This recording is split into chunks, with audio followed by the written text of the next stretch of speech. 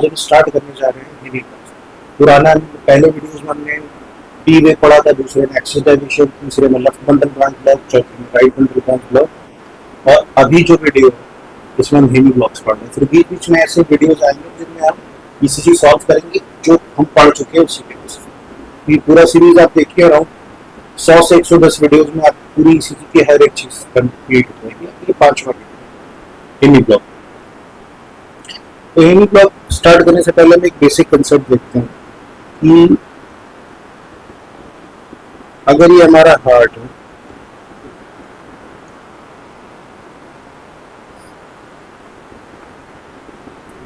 ये है left ventricle, ये है राइट वेंट्रिकल, ये है एसए नोड, ये है एबी नोड। एसए नोड से इम्पल्स एबी नोड में आती है, एबी नोड के बाद इम्पल्स साथ में आती है थ्रू बंडल ऑफ हिस। तो ये जो रेड पार्ट आप दिख रहा है, this is known as bundle of His. इसकी लेंथ अराउंड 1.8 सेंटीमीटर होती है बंडल ऑफ हिस। फिर बंडल ऑफ हिस के तुरंत बाद एक पार्ट लेफ्ट साइड ऐसे टूट जाता है, जो येलो पार्ट आपको दिख रहा है, इसे हम बोलते हैं लेफ्ट बंडल ब्रांच। इस पार्ट को हम क्या बोलते हैं? Left bundle branch. और दूसरा पार्ट राइट साइड में टूट जाता है और ये सीधे एकदम एपेक्स तक जाता है।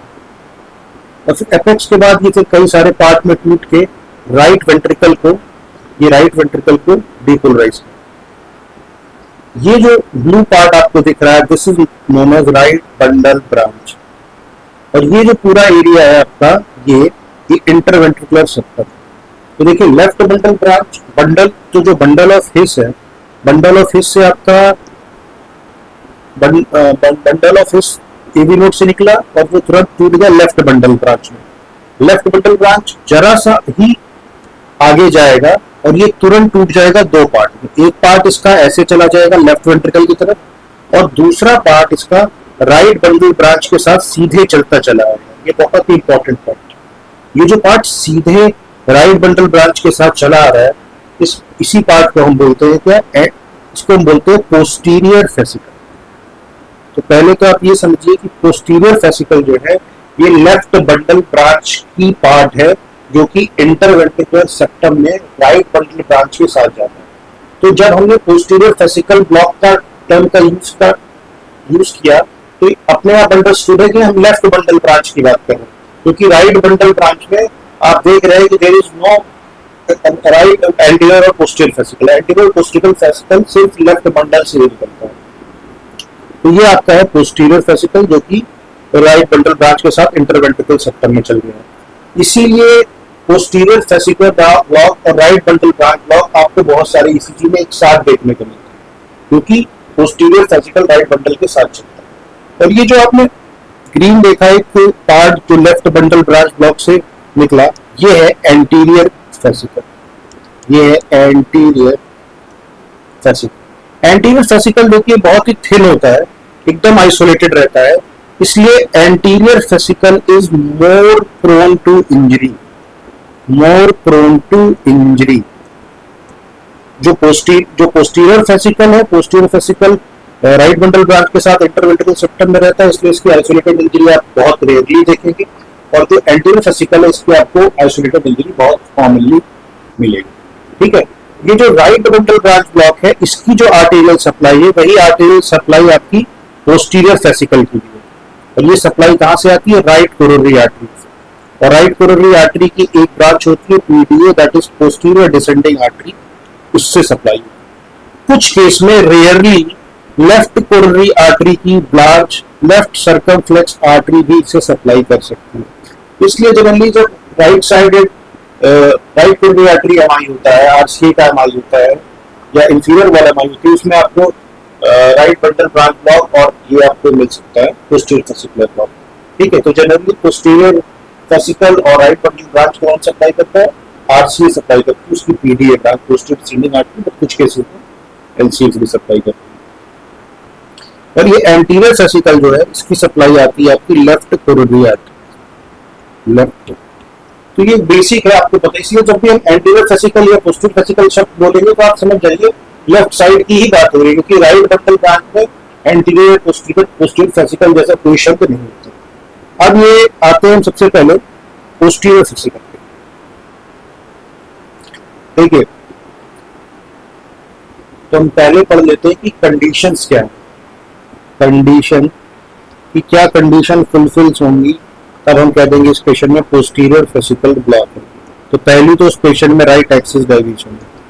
अभी आप इन चीजों को बस देख लीजिए, बाद में आपको मैं रीजन बता दूंगा ऐसा क्यों। दूसरा, वन और एवियल लीड जो कि लैटरल लीड्स हैं, इनमें आपको स्मॉल आर वेव मिलेगी, और जो इंफीरियर लीड्स हैं यानी 2, 3 और एवीएफ, इसमें आपको स्मॉल क्यू वेव मिलेगी। और चौथा, R wave peak time in aVF will be more than 45 milliseconds. इसे घबराइए नहीं, मैंने जब आपको लेफ्ट बंडल ब्रांच ब्लॉक पढ़ाया है थर्ड लेक्चर में, वहां पर मैंने आर वेव पीक टाइम के बारे में बताया, बट मैं यहाँ पे भी बताऊंगा। तो जब ये सारी कंडीशंस फुलफिल होंगी तो आप कहेंगे कि इस पेशेंट में राइट एक्सिस डायवीशन। अब जरा हम यहाँ पर देखें तो सबसे पहले राइट एक्सिस डायवीशन निकालने के लिए हमने पहले पढ़ रखा है, हम लीड 1 बनाएंगे और लीड एवीएफ बनाएंगे। लीड 1 का ये पार्ट पॉजिटिव है, ये निगेटिव है, ऐसे एवीएफ का ये पार्ट पॉजिटिव है, ये निगेटिव। ठीक है, अब अगर हम लीड 1 में देखें तो लीड 1 में और हम निकालेंगे अब सब में क्या, आर माइनस एस। अगर आर माइनस एस पॉजिटिव आता है तो पॉजिटिव साइड पे ड्रॉ करेंगे, आर माइनस निगेटिव आता है तो निगेटिव साइड पे ड्रॉ करेंगे। जैसे कि लीड 1 में बात करें तो लीड 1 में आर एक स्मॉल बॉक्स है, एस 3 स्मॉल बॉक्स है, तो 1 माइनस 3 माइनस 2 निगेटिव आता है, तो बेसिकली इस तरफ ड्रॉ करते हैं, तो ये वेक्टर इधर आ गया। अब ऐसे ही हम एवीएफ में देखें तो एवीएफ में हम देख रहे हैं आर माइनस एस क्या है, आर बड़ा है, एस है ही नहीं, तो ये पॉजिटिव आ रहा है तो हमने इधर ड्रॉ किया, तो नेट वेक्टर इधर आ रहा है। तो इधर अगर इसके बीच में आता है इस क्वाड्रेंट में तो हम बोलते हैं राइट एक्सिस डायवीशन, इस क्वाड्रेंट में आता है तो बोलते हैं लेफ्ट एक्सिस डायवीशन, इस क्वाड्रेंट में आता है तो हम बोलते हैं नॉर्थ वेस्ट एक्सिस या एक्सट्रीम एक्सिस, जो कि इनको वेंट्रिकुलर एरिथमियास के पीछे मिलता है, या एक्सट्रीम राइट वेंट्रिकुलर हाइपरट्रोफी मिलता है, या एक्सट्रीम हाइपरकैलिमिया में मिलता है। तो ये तो पहला, इसका मतलब पहला पॉइंट क्लियर हो गया कि इस पेशेंट में राइट एक्सिस डायवीशन। अब हम दूसरा पॉइंट देखते हैं। दूसरे पॉइंट में देखना है क्या लैटरल लीड में हमको स्मॉल आर वेव्स मिल रही है, तो हमने इस लैटरल लीड देखी, लीड ये है 1 और ये है एवीएम। हाँ, तो इसमें देखिए ये स्मॉल आर वेव है, स्मॉल आर वेव, छोटी सी आर वेव मिल रही है, तो ये हमारा दूसरा पॉइंट भी क्लियर हो गया। तीसरा क्या, इंफीरियर लीड्स में क्यू वेव मिल रही है, तो ये हमारी इंफीरियर लीड 2 है, ये 3 है और ये एवीएफ है, तो देखिए ये स्मॉल क्यू वेव है, ये क्यू वेव है, ये क्यू वेव है। ठीक है, तो ये पॉइंट भी क्लियर हो। अब तीसरा पॉइंट जो है additional point, R wave peak time. देखिए आर वेव पीक टाइम क्या होता है, इसको थोड़ा सा समझिए। नॉर्मली जो हमारा, जैसे ये क्यू वेव है, ये आर वेव है, ये एस वेव है, और ऐसे इस तरीके से हमारा क्यू आर एस कॉम्प्लेक्स होता है।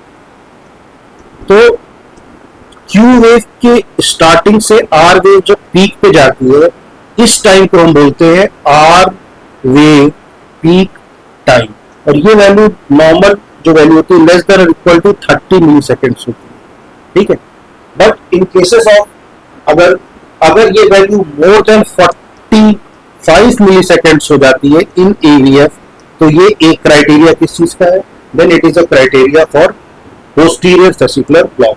तो यहाँ के केस में हम जरा एवीएफ में देख लेते हैं, इसको हमें जूम करना पड़ेगा, हम जूम करते हैं तो ये क्यू वेव है यहां से, और क्यू वेव से ये पीक है।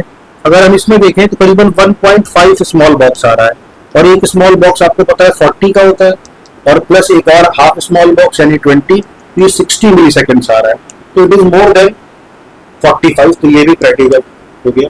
अब आप बिना विदाउट एनी डाउट आप कह सकते हैं कि इस पेशेंट में पोस्टीरियर फेसिकुलर ब्लॉक है। ठीक, वेरी इंपॉर्टेंट है। हाँ, अब आपने क्लियर कर दिया कि इस पेशेंट में पोस्टीरियर फेसिकुलर ब्लॉक। अब आपको एक बहुत ही इंपॉर्टेंट चीज बताना कि पोस्टीरियर फेसिकुलर ब्लॉक है कि डायग्नोसिस ऑफ एक्सक्लूजन। आप ऐसे नहीं कि आपने देखा और जैसे ही आप पोस्टीरियर किसी पेशेंट में राइट एक्सिस डायवीशन देखते हैं और आप बोलते हैं कि इसमें पोस्टीरियर फेसिकुलर ब्लॉक है, तो पहले आपको राइट एक्सिस डायवीशन की जो अदर कॉजेज हैं उन्हें रूल आउट कर लेना होगा, क्योंकि ये एक डायग्नोसिस ऑफ एक्सक्लूजन।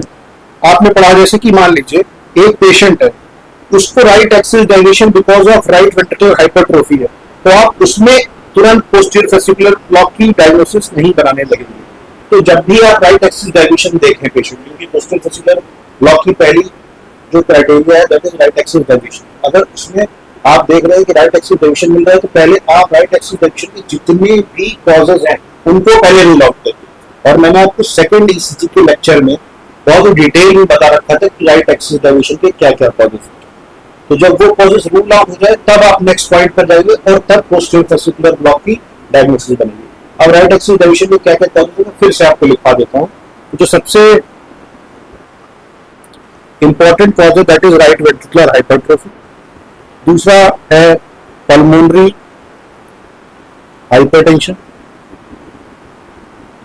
तीसरा कॉज मैंने आपको बताया था हार्ट में दो कॉज होते हैं, एक तो होता है पोस्टीरियर फेसिकुलर ब्लॉक जो कि पड़ी है जिसमें हमको राइट एक्सिस डाइलेशन होता है, और एंटीरियर फेसिकुलर ब्लॉक में हमें लेफ्ट एक्सिस डाइलेशन होता है।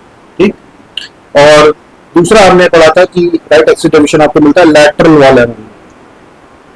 ठीक, चौथा अगर हम बात करें लंग्स से रिलेटेड, तो लंग्स के रिलेटेड लेफ्ट अगर न्यूमोथोरैक्स है तो लेफ्ट न्यूमोथोरैक्स में आपको राइट एक्सिस डाइलेशन मिलेगा। अगर आप ओबीस पेशेंट हैं, अगर सीओपीडी का पेशेंट है, इस सब केसेस में आपको मिलेगा। तो कुछ मैंने 3 मिसलेनियस कॉज लिखवाए थे। एक कॉज था हाइपरकेलेमिया, देखिए मैंने बताया था हाइपरकेलेमिया में आपको राइट एक्सिस डाइलेशन मिलता है और एक्सट्रीम हाइपरकेलेमिया में आपको राइट एक्सिस से और ज्यादा डाइलेशन हो जाता है, और वो that can also cause extreme axis dilation और नॉर्थ वेस्ट एक्सिस डाइलेशन। दूसरा कॉज होता है ट्राइसाइक्लिक एंटी डिप्रेसेंट पॉइजनिंग, और तीसरा कॉज होता है डेक्स्ट्रोकार्डिया। तो जब आपने राइट एक्सिस डाइलेशन देखा तो पहले आप इन सारे कॉजेस को रूल आउट कर लीजिए। जब आपने इन सारे कॉजेस को रूल आउट कर लिया तभी आप पहुंचे कि हाँ भैया पोस्टीरियर फेसिकुलर ब्लॉक समझ में आया। ठीक, तो अब हम इस चीज को और आगे ले चलते हैं। ठीक है,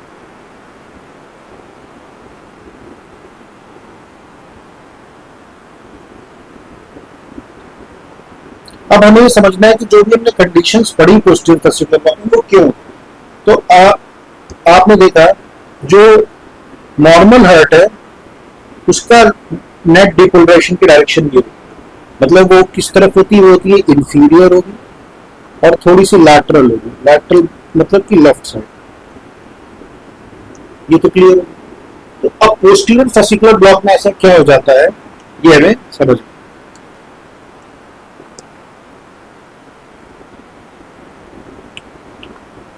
देखिए हमने अभी एक डायग्राम देखा जहां पर हमने देखा कि एवी नोड से बंडल ऑफ हिज निकलता है और बंडल ऑफ हिज से लेफ्ट बंडल ब्रांच ब्लॉक आता है और ये तुरंत डिवाइड हो जाता है एंटीरियर फेसिकल में। और ये एंटीरियर फेसिकल जो होता है ये बहुत थिन होता है, अकेला रहता है, तो इसमें इंजरी होने के चांसेस ज्यादा है।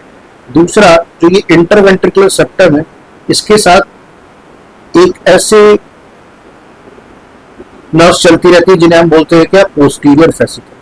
तो ये बंडल ऑफ हिज है, ये बंडल ऑफ हिज है, ये लेफ्ट बंडल ब्रांच है, ये लेफ्ट एंटीरियर फेसिकल है, ये लेफ्ट पोस्टीरियर फेसिकल है, और ये जो बंडल ऑफ हिज है इससे एक और ब्रांच निकलती है जिसे हम बोलते हैं बंडल ऑफ हिज, ये जो है इससे एक और ब्रांच निकलती है जिसे हम बोलते हैं राइट बंडल ब्रांच।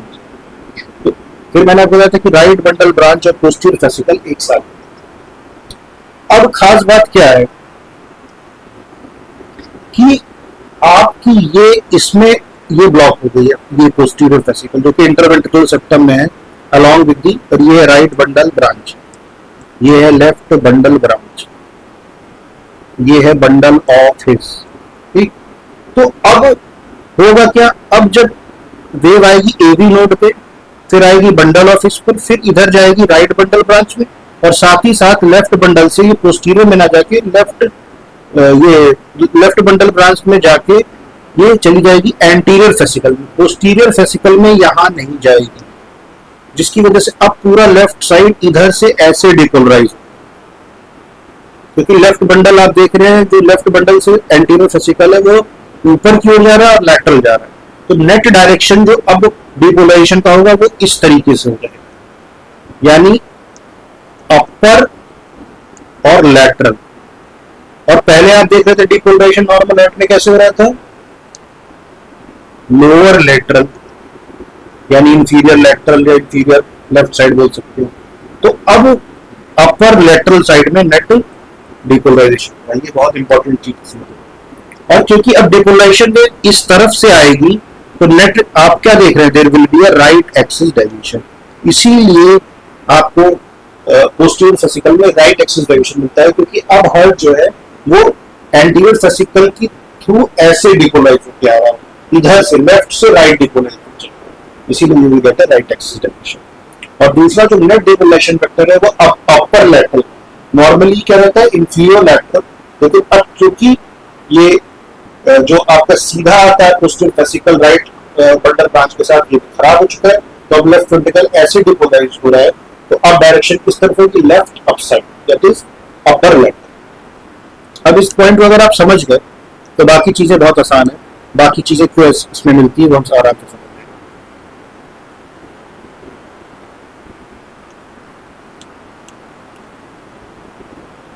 तो अब हमारा नेट डायरेक्शन वेक्टर का क्या है, ये मान लीजिए वेक्टर v है और इसका एंगल फाई है हॉरिजॉन्टल से, तो इसका एक कंपोनेंट बन जाएगा v cos फाई हॉरिजॉन्टल और एक कंपोनेंट बन जाएगा v sin फाई वर्टिकल। अब जो लेटरल लीड है, लेटरल लीड 1 और एवियल, आपको पता है ये v sin फाई इसके लिए 90 डिग्री पे होगी, तो ये इसमें कोई भी डिपोलराइजेशन, क्योंकि 1 एवियल के लिए v sin फाई जो कंपोनेंट है वो 90 डिग्री पर, 90 डिग्री पर आपको पता है कोई भी डिपोलराइजेशन पिकअप नहीं करती है, तो v sin फाई कंपोनेंट क्या हो जाएगा 0, और v cos फाई हाँ इसका कंपोनेंट ये जरूर मेजर करेगी। अब ये बताइए क्या v cos फाई इसकी तरफ आ रहा है या अगेंस्ट जा रहा है, इसकी तरफ आ रहा है, तो v अगर तरफ आ रहा है तो पॉजिटिव डिफ्लेक्शन होता है, क्योंकि अगर कोई भी डिपोलराइजेशन में लीड की तरफ आएगी तो पॉजिटिव है, लीड से दूर जाएगी तो नेगेटिव है, तो पॉजिटिव। अब क्योंकि ये पूरे का पूरा वेक्टर नहीं आ पा रहा है, v sin फाई 0 हो रहा है, सिर्फ हॉरिजॉन्टल कंपोनेंट आ पा रहा है, तो इसलिए there will be a small positive deflection, और small positive deflection means small R wave, इसीलिए आपको लीड 1 और एवियल में स्मॉल आर वेव मिलती है in case of posterior fascicular. ये चीज क्लियर होगी। अब अगर ये कंसेप्ट हम बहुत अच्छे से समझ गए तो हम इसी चीज से इंफीरियर लीड्स वाली को बात समझ सकते हैं। देखिए ये फिर से हमने इसको लीड v ले लिया, v cos फाई हो गया, और जो इसका वर्टिकल कंपोनेंट है that is v sin phi हो गया। अब इंफीरियर लीड से हमारी 2, 3 और AVF। अब आप देखिए इंफीरियर लीड जब v cos फाई को देखेगी तो v cos phi inferior lead नीचे देख रही है और v cos फाई ऐसे जा रहा है, ये इधर से देख रही है तो 90 डिग्री का होगा, तो ये जो v cos फाई है AVF के लिए 90 डिग्री पे होगा, तो ये इसके लिए अब 0 हो जाएगा, जो कि लैटरल लीड मेजर कर रही थी। और इसके लिए अब जो v sin फाई है ये मेजर करेगा, ये v sin फाई इसके अपोजिट जा रही है, इंफीरियर लीड ये है और v sin फाई ऐसे जा रहा है, तो यहाँ पर ये क्या होगा, नेगेटिव हो जाएगा। और फिर वही कंसेप्ट, क्योंकि पूरा v वेक्टर नहीं मेजर कर पा रही, सिर्फ इसका कंपोनेंट मेजर कर पा रही है, तो ये एक स्मॉल डिफ्लेक्शन होगा। तो स्मॉल नेगेटिव डिफ्लेक्शन क्या होता है, क्यू वेव, इसीलिए इनमें एक स्मॉल क्यू वेव मिलेगी। इसी वजह से आप एक स्मॉल क्यू वेव आपको 2, 3 ले दिए। तो अब ये क्लियर हो गया। अब आपका जो पूरा कंसेप्ट था वो एकदम क्लियर हो गया कि आपको क्यों 2, 3 AVF में स्मॉल क्यू वेव मिलती है और 1 AVL में लैटरल में आपको स्मॉल आर